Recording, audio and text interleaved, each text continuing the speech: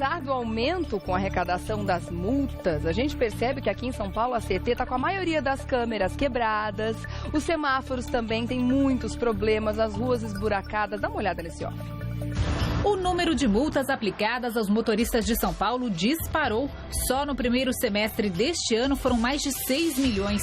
Cerca de 160 mil motoristas foram notificados porque atingiram 20 pontos ou mais na carteira de habilitação. Quando isso ocorre, o motorista fica impedido de guiar. O motorista pode tentar recorrer e apresentar sua defesa, mas se perder, pode ter a carteira suspensa entre 1 e 12 meses e tem que voltar para a sala de aula para fazer um curso de reciclagem. O Ministério Público de São Paulo solicitou que a Prefeitura explique o aumento no número de multas aplicadas e mostre para onde está indo o dinheiro arrecadado. Doutor Eduardo já está aqui ao meu lado para falar sobre esse assunto. Bom dia! Bom dia! Tudo bem, querido? Como é que você está? Eu estou bem, graças a Deus. Sempre bem, né? Ah, sim. Temos sempre que estar bem, né? Agora, vamos falar sobre esse aumento enorme na arrecadação. Sei que você tem os números aí para que a gente se revolte um pouquinho mais, porque estão realmente tirando bem mais dinheiro do nosso bolso com essas multas e tudo mais. Só que a gente não está vendo a contrapartida, que seria o quê? Melhoria nas questões do trânsito da nossa cidade, que a gente sabe que é um caos absoluto. As ruas continuam esburacadas como um queijo suíço, os semáforos continuam dando problema só de ver a nuvem chegar, menos agentes nas ruas também. Como é que pode arrecadar mais dinheiro sem menos agentes também? Explica pra gente essa equação que não fecha. Regiane, eu particularmente gosto muito de estatística, de pesquisas, porque quando você tem uma estatística, quando você tem informações, você consegue fazer uma radiografia da cidade. Pode ter uma opinião. Né? Isso só acontece como, de fato, quando se apresenta esses números. Por parte da Prefeitura, geralmente, esses números são manipulados. Assim como, eu ia dizer isso, assim, quando eles são idôneos, né? Aí a gente assim como gosta, a questão né? das estatísticas apresentadas pela Secretaria de Segurança Pública, quando se trata em matéria de segurança de trânsito, que também é uma segurança, que ela não só serve para poder monitorar o trânsito, mas, sobretudo, também ajuda no combate e prevenção de crimes, sobretudo. Então, quando você percebe de que o atual prefeito pega um sistema de monitoramento na cidade de São Paulo, onde você atinge 89% do monitoramento funcionando. E no seu terceiro ano de mandato, percebe-se que não chega a 25% e que, obviamente, ou quase 50% dos equipamentos deixaram de funcionar de forma adequada. Obviamente, a luz, ou seja, a luz amarela acende. Então, e é o que está acontecendo. 89% no início da gestão Haddad, 89% das câmeras de monitoramento da cidade e da CT estavam funcionando. O ideal seria 100, mas ok, ele pegou numa realidade bem até aqui aceitável. 3 anos depois, um pouco mais de 20% dessas mesmas câmeras estão funcionando. Quer dizer, um visível sucateamento de todo o nosso equipamento, né? É o diagnóstico que nós fazemos. Ou seja, e além disso, você tem uma cidade que cresce a cada dia, né? Ela é uma cidade realmente que é difícil de você parar esse crescimento dela. E aí você percebe que, ao invés de você aumentar os agentes de trânsito, você diminui a quantidade de agentes, ou seja, alguma coisa está errada, né? Então, só nós conseguimos diagnosticar e perceber essas questões quando você faz uma radiografia da cidade. Sem falar em outras questões. Nós estamos falando de monitoramento de trânsito, mas esse monitoramento também ajuda, por exemplo, na questão de manutenção das vias, né, dos logradouros. Então, tudo isso acaba atingindo diretamente, porque você não tem um controle da cidade. E a cidade de São Paulo, pelo tamanho dela, ela só pode ser monitorada através do sistema eletrônico. Claro. Você não tem como passar o tempo todo com agentes de trânsito verificando. Não. Então, essa questão é realmente algo que nos preocupa demais e que nós percebemos que a cidade está retrocedendo, né? A cidade, na verdade, ela não está avançando, né? Lembra de que falamos durante muito tempo a questão dos semáforos inteligentes, né? Isso está parado, né? Não avançou. Aquilo que era o ideal, hoje, você tem 1% mais ou menos, aproximadamente 1% dos semáforos inteligentes na cidade toda. Onde era para ter praticamente 1.600 e poucos semáforos, você tem 1%, não passa disso. né? E por que isso? Qual a razão? Segundo a própria prefeitura alega, o Tribunal de Contas do município barrou a questão das licitações.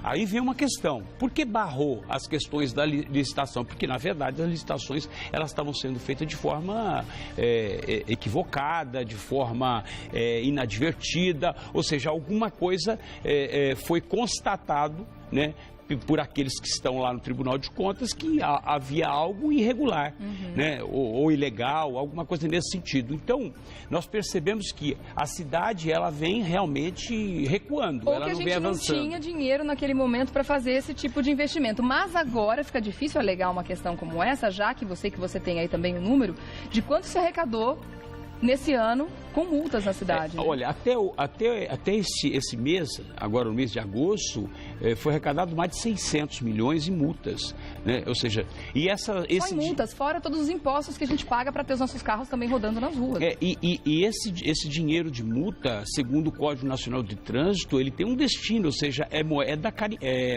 carimbada. Por que carimbada? Porque, na verdade, ela tem que ser revertida para a educação de trânsito. Dentre elas, o próprio monitoramento de trânsito também. Ou seja, o monitoramento pode entrar nessa questão. Então, se você arrecada 600 milhões, né, há uma previsão de quase 100 milhões para ser gasto com a questão de semáforos. Nós sabemos que bate uma chuva, você cai uma chuva aqui, para tudo. Né? Por quê? Porque, na verdade, você não tem aqueles semáforos inteligentes. E o que é um semáforo inteligente, na verdade? Semáforo inteligente é justamente para você viabilizar, melhorar o trânsito. Então, por exemplo, você controlar o semáforo a longa distância. Você pega, né? Por exemplo, a Avenida Paulista, que tem vários semáforos um atrás do outro. Quando você tem um semáforo inteligente, ele vai tendo a sequência da abertura. Então, ele abre o primeiro, logo em seguida abre o segundo. Para que o trânsito tenha vazão. Para que ele possa fluir. Então, quando você não tem esse semáforo inteligente, ele vai para o analógico. Então, você manda um quarteirão, para. Aí, daqui a pouco, você espera o semáforo abrir. Aí, você anda mais um quarteirão. Isso, na verdade, inviabiliza, aumenta o congestionamento na cidade. Claro. Então, o que precisa? O gasto em combustível, a manutenção do veículo. Tudo. Há um impacto, obviamente, na cidade de São Paulo, e o gasto de dinheiro público por falta de gestão, por falta de administração, por falta de planejamento. E nós estamos no 3º ano de mandato, né? Já era para ter resolvido isso. Já teve tempo, né? Agora, é engraçado a gente olhar, que é engraçado e triste, na verdade, a gente olhar para esses números, né? Até agosto entraram nos cofres municipais 612 milhões de reais, como o doutor Eduardo acabou de falar, pelo pagamento de autuações. Um aumento de 14% em comparação ao mesmo período do ano passado, né? E o maior valor em 10 anos, o maior valor em arrecadação de multa dos últimos 10 anos. Agora, não é à toa, quando a gente continua olhando para essa pesquisa que você viu também, que o maior índice de arrecadação dentre todas as infrações seja justamente no excesso de velocidade. E é interessante que agora a cidade está tendo diminuição de velocidade em praticamente todas as vias, nas principais artérias da cidade. Quer dizer, ou não é para arrecadar mais dinheiro? O prefeito de uma cidade, ele necessariamente precisa de gostar de estatística. Ele precisa olhar, ele precisa entender. Aquele que realmente não olha e não vê e não gosta de estatística, ele não pode gerir uma cidade. Não, de jeito nenhum. Certeza. Daqui a pouquinho eu volto para a gente falar sobre reforma ministerial. Tá bom, doutor Eduardo? Até já. A gente vai falar sobre, claro, o anúncio da presidente ontem, né, sobre essas horas, sobre qual será o reflexo dessa reforma ministerial para a presidente Dilma Rousseff e para o governo dela. Será que ela garante uma maior governabilidade a partir de agora? A gente vai saber, antes de mais nada, a opinião do João Alexandre Pechansky. Ele é professor em ciência política da Faculdade Casper Libero. Dá uma olhadinha. O conjunto de medidas e mudanças ministeriais que a presidente Dilma Rousseff anunciou nesta semana não pretende, de fato, adaptar a equipe a uma necessária política que reverta a crise econômica ou que estabeleça novas prioridades em políticas sociais. É um conjunto de medidas que pretende garantir a sobrevivência política da presidente. As condições para o impeachment estão dadas, a oposição e a presidente sabem disso. Crise econômica, no Brasil ela se alastra. Escândalos de corrupção, no Brasil todo dia temos um novo capítulo sobre isso. Protestos sociais, por mais que tenham arrefecido nesse momento, estiveram muito presentes e ainda marcam o cenário político e desalinhamento entre o executivo e o legislativo. E é exatamente sobre esse ponto que a presidente Dilma Rousseff tenta tocar com essa mudança ministerial, ela tenta trazer para o seu lado uma base heterogênea e bastante indisciplinada do PMDB. Deu-lhes tudo o que era possível dar, principalmente o Ministério da Saúde, colocando no Ministério um político que reverte as posições históricas da própria Dilma Rousseff em relação à saúde. Ela desmantela com essas mudanças ministeriais as políticas de direitos humanos, algumas políticas sociais. E o reflexo desse conjunto de mudanças é que a política, no momento, por mais que garante, custe o que custar, corte o que cortar, a governabilidade de Dilma Rousseff não deixa intocável aquele que mais precisa ser preservado, a população pobre. Você deixa de ter do seu lado um conjunto de aliados institucionais que vão garantir uma defesa das conquistas e garantias sociais para as pessoas mais vulneráveis em situação de crise econômica. Deixa eu agradecer, então, antes de mais nada, ao professor João Alexandre Pechansky, que é professor de Ciência Política da Faculdade Casper Libero. Obrigada pela participação.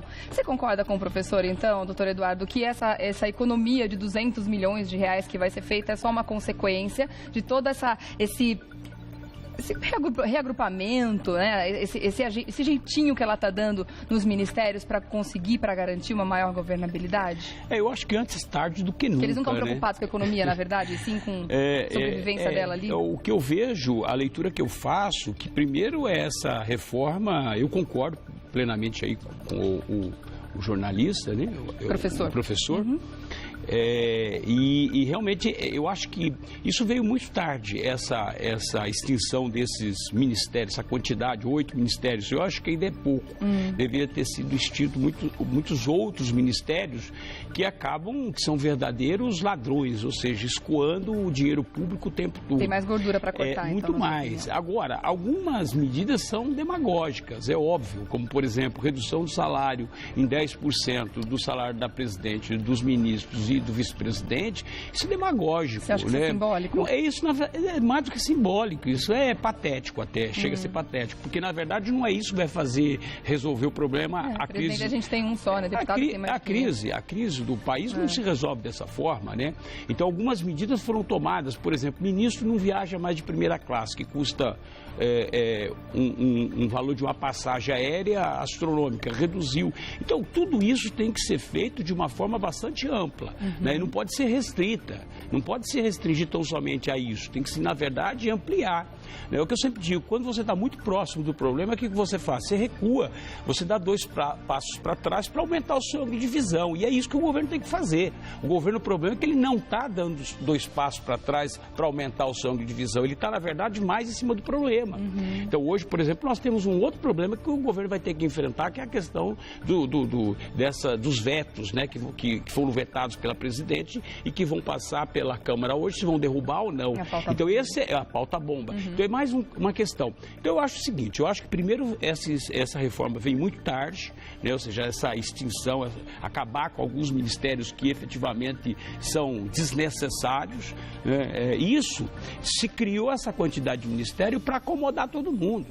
Nós temos, na verdade, 20 mil cargos comissionados. São pessoas nomeadas pelo governo federal, né, ou seja, para prestar qualquer tipo de serviço ou não prestar serviço nenhum, né, só receber o salário. Agora ela diz que vai reduzir em 3 mil cargos, ou seja, vai passar de 20 para 17 mil, mas é pouco, porque não há necessidade dessa quantidade de cargos comissionados. O problema é que quando a pessoa ela é eleita ou reeleita, ela tem que pagar essa conta, né, para as pessoas que trabalharam na campanha. Não Esse pode fazer problema. O que ela quiser, né? Ou seja, e essa conta é cara demais, e essa conta é a longo prazo. Não é ela que paga, né? Não é uma coisa que você faz a campanha, tem aquele custo, aquela despesa e termina. Não, o problema é que, na verdade, vai se arrastando. É como se você estivesse arrastando um cadáver da eleição. Uma das campanhas mais caras da história. Esse é o problema. Então, eu acho que é muito pouco. É óbvio que aí teve um remanejamento em relação ao poder, o poder de fogo dos partidos. O PMDB saiu muito mais forte, mais fortalecido dessa história, em que pese o PT ainda tem a maior maior quantidade de ministérios, né? Então está se tentando fazer alguns ajustes políticos, mas não vai ser o suficiente para poder conter essa hemorragia da crise econômica e financeira do país, é óbvio, porque na verdade nós temos um problema de credibilidade. Credibilidade você não paga ou você não resolve simplesmente reduzindo o custo, mas sobretudo passando a navalha na carne, é isso que tem que fazer. O problema é que até agora a presidente Dilma não passou a navalha na carne, ela tem que passar profundo, entendeu? E realmente consertar aquilo, se é que ela quer consertar esse país. E aí, como o professor também disse, né, estão tão preocupados em resolver as questões políticas, a crise política, para garantir governabilidade, para conseguir fazer com que a base aliada volte para o lado dela, etc, etc. E aí acaba esquecendo de quem mais importa nessa história toda, que é o povo, né? Que a coisa está degringolando de um jeito que está difícil da gente continuar. Quem é pobre vira miserável, já está virando miserável, né? Então, mas volta os números ao que manipulados dizem que não, né? O problema é esse, o problema na verdade é que você tem que ter uma credibilidade em relação à pesquisa que você faz. Quando você revela algo que é mentiroso, que é manipulado, né? Ou seja, que é fraudulento, é um verdadeiro estelionato que se pratica contra toda uma nação. É verdade. Vamos falar de um último tema que a gente separou para comentar aqui hoje, que é um outro escândalo que a gente está assim de queixo caído. O governador Geraldo Alckmin, ele tornou sigiloso por 25 anos documentos, relatórios, enfim, que mostram a questão, o que está acontecendo com os atrasos nas obras do transporte metropolitano, nos metrôs principalmente. O que significa isso, doutor Eduardo? Isso não fere completamente qualquer tipo de lei de transparência que o governo tem que ter em prestar contas com a população? A Folha, para o pessoal entender, a Folha de São Paulo estava fazendo uma matéria sobre esses atrasos e tudo mais e foi tentar com o governo que eles explicassem, olha, a gente quer dados, a gente quer números. De repente eles ouviram a resposta do governo dizendo que não, que agora, a partir de agora, esses documentos são top secret. Ninguém pode saber o que se passa com relação às obras do metrô aqui de São Paulo. Está tudo atrasado, estão devendo para todo mundo, tem um monte de problema com uma empresa espanhola, não sei o que, e ninguém pode investigar. Que história é essa, doutor? Regiane, nós temos que dividir isso em duas situações, tá? Primeiro, a questão, obviamente, você ter o portal da transparência é para saber qual é a atuação do governo e como é que ele está avançando na gestão. Ou seja, a evolução da ampliação das linhas de metrô, das linhas dessas linhas que eles estão fazendo, que é o monotrilho, essa coisa toda. Isso é uma situação, ou seja, a sociedade tem o direito de saber qual é a evolução disso. A outra questão é com relação ao sistema de segurança do metrô. Isso eu vejo uma necessidade. Por uma questão de atos terroristas. Eu vou dar um exemplo. Nova York, Estados Unidos, ele realmente sigiloso. Todo o sistema estratégico de segurança urbana, tanto do metrô, por uma questão de segurança. Por uma questão, obviamente, de combate e de prevenção a atos terroristas. E isso é uma questão. O que o governo do Alckmin está alegando é exatamente isso, ou seja, o que se tornou sigiloso é a questão de risco à vida, à segurança e à saúde da população, risco de projetos de pesquisas e desenvolvimento estratégico, científico, tecnológico, daí por diante. Então, é uma outra questão, não tem nada a ver com relação à questão da transparência e saber da evolução da construção e da ampliação do metrô. São duas coisas distintas. O que o governo tem que fazer é deixar isso claro. Olha, a questão do portal de transparência está aqui, ó. Todo mundo pode ter acesso, todos têm direito, qualquer cidadão tem o direito de ter essa informação. Agora, com relação ao sistema de prevenção e segurança, obviamente isso você tem que manter sob total sigilo, mesmo porque, por exemplo, uma planta, uma estratégia mantida pelo metrô para que eventualmente hoje amanhã não aconteça o que aconteceu em alguns países da Europa, onde coloca bomba num determinado sistema de túneis do metrô e eventualmente possa ocorrer aí uma catástrofe qualquer. Então é nesse sentido. Então nós temos que separar o que é realmente o que é secreto, o que é sigiloso e o que faz parte da transparência, do portal de transparência, entendeu? Então são duas coisas distintas. Pelo que eu li, parece que as coisas estão meio misturadas realmente, porque a questão contratual, com relação àquela empresa espanhola e tudo mais, também está envolvida nesses documentos sigilosos aí. Então, eu acho que o governo tem que deixar muito claro o que ele está querendo deixar para que a população realmente fique em segurança e para que a gente não saiba das coisas que estão acontecendo, porque de 100 estações, de 100 quilômetros de vias que eles queriam entregar até 2014, só entregaram 78, a gente não sabe o que aconteceu nem o que vai acontecer com o restante, sendo que muitas das estações nem vão ser entregues mais, né? Já voltaram atrás. Então a gente tem um plano de expansão que não vai ser colocado em prática. É aí que a gente quer saber o que está acontecendo. Você vê como né, é a falta de planejamento, é a falta de estratégia, obviamente, você cria um temor danado, né? Ou seja, é tão sigiloso que nem ele sabe explicar o que foi sigiloso, o que é sigiloso e o que não é sigiloso, entendeu? Então é isso, tem que deixar claro para a população saber e diferenciar uma coisa da outra, tá entendeu? Certo. Terça-feira que vem, doutor Eduardo estará de volta para a gente continuar falando desses assuntos, desses e tantos outros, porque toda semana tem novidade, né, doutor? Para você continuar falando com o doutor Eduardo, /Eduardo César Leite. Obrigada mais uma vez. Muito obrigado. Ótima semana para você, viu? Semana, um beijo para todos. Obrigada, tchau. Até.